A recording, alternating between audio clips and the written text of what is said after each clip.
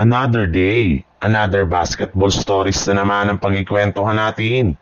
At ngayon nga, yung pag-uusapan natin ay ang magbabalik na nga daw si Luka Doncic at LeBron James sa Los Angeles Lakers. At ang balitang bagong center na makukuha ng Golden State Warriors.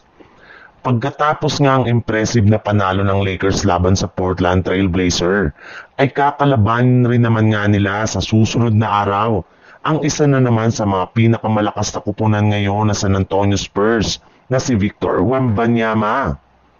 Kaya kailangan na nga talaga na makumpleto ng muli ang kanilang lineup kung gusto man nila na magsunod-sunod ng kanilang panalo at sa kabutihang palad base nga sa kalalabas pa lang na balita. Naasahan nga daw na maglalaro na sa susunod na araw ang kanilang superstar na si Luka Doncic na maayos na rin naman nga ang kalagayan ngayon ng kanyang pangangatawan. Sadyang pinagpahinga lang naman nga nito since kakagaling pa lang nga niya sa injury.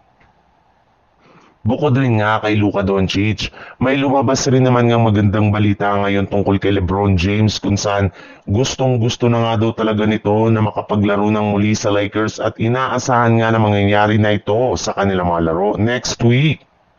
Sa ibang balita naman, dahil nga sa pagkatalo ng Golden State Warriors sa kanilang huling dalawang game ngayon sa regular season, ay nangangamoy na nga na hindi sapat ang kanilang kasalukuyang lineup para magkampiyon ngayong taon. Kaya dahil dyan, ay hindi na nga sinasarado pa ng kanilang front office ang kanilang kagustuhan na makakuha ng isang legit na superstar big man sa mga susunod na taon.